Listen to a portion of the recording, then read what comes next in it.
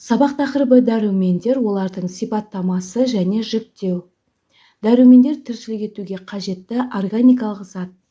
Биологиялық белсенділігі жоғары, белгілі бір үдерістерге әсер етеді. Дәрумендердің көпшілігі азық-түлік құрамында кездеседі, ал кейбірі ағзада синтезделеді. Ағза қалыпты жұмыс жасау үшін шамамен дәруменнің 20 түрі қажет. Дәрумендерді 1880 жылы орыс дәрігері Николай Иванович Лунин ашты.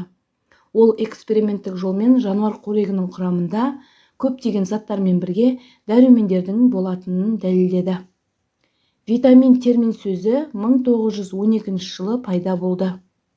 Дәрумендердің атауы латынның бас әрпімен белгіленеді, мысалға А, В, С, Д және тағы басқалар. Кейде әріптердің қасында сандар жазылады, бұл дәруменнің ашылу ретін көрсетеді. Мысалы В1, В2, В6, В12 және тағы басқалар. Дәрумендерді екі үлкен топқа бөліп қарастырамыз, ол суда еритін дәрумендер және майда еритін дәрумендер. Суда еритін дәрумендерге С, ПП және В тобының дәрумендері, олар негізінен өсімдік текті өнімдерде болады. Майда еритін дәрумендер К, Е, Д, А, бұлар жануар текті өнімдерде болады. Ағза үшін қажетті дәрумендердің тәуліктік мөлшері шамамен 180-200 мг болады. Дәрумендердің мөлшері бойынша тоқталатын болсақ, дәрумендердің жетіспеушілігі ағзада жетіспейтін болса, онда гиповитаминоз деп аталады. Ал бір дәруменнің ұзақ уақыт бойы болмауы авитаминоз деп аталады. Бұл кезде адамда зат алмасудың барлық түрі бұзылады. Тіршілік үшін қажет кез келген маңызды дәруменнің тамақ құрамында ұзақ уақыт болмауы зат алмасудың бұзылуына, тіпті өлімге әкелуі мүмкін.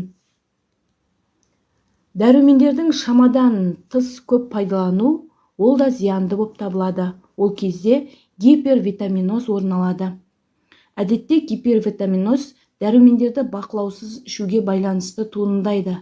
Және олардың негізгі белгілері құсу, іштің өтуі, теріде ұзақ уақыт жойылмайтын ақшыл дақтардың пайда болуы, бас ауруы, әлсіздік және тағы басқалар. Тамақ өніміндегі дәрумендерді тоқталатын болсақ, дәрумендер ағзада үнемі белгілі бір мөлшерде түсу қажет. Бірақ олардың тамақ құрамында мөлшері тұрақты емес, ағзаның қажетсінуін әрқашан қамтамасыз етпейді.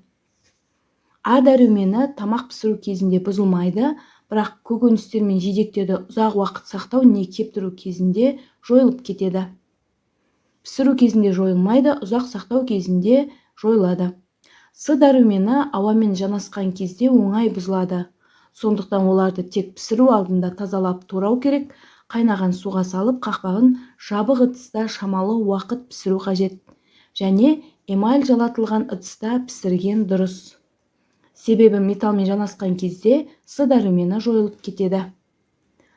Аспаздық өңдеу кезінде көптеген дәрумендер бұзылмас үшін келесі ережелерді есте сақтау керек. Біріншіден, тамақты пісіру кезінде дәрумендердің жақсы сақталуына мүмкіндік береді. Сондықтан көкөніс пен жидектерді суық суға емес, қайнап тұрған суға салу керек. Екінші, тез мұздатқан кезде дәрумендердің көпшілігі сақталады. Үшінші, көкөністер мен жидектерді шкафта емес, табиғи жағдайда кептірген дұрыс. Күн сәулесіне тікелей емес, көлеңке жерде кептіру керек. Төртінші, майда еритін дәрумендер бар майларды беті жабық ыдыста сақтау қажет. Ауыр жұмыс жасағанда, күйзеліс кезінде, ауырған кезде дәруменді қажетсіну артады. Тамақ өнеркәсіп орындарында азық-түлік өнімдері мен дайын тамақты дәрумендермен байытады. Ұн, маргарин, сүт өнімдері және тағы басқа өнімдер осындай өңдеуден өтеді.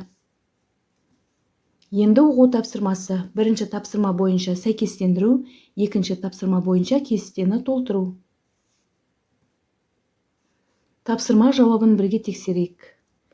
Гипервитаминоз дәруменді шамадан көп пайдалану кезінде орын алады.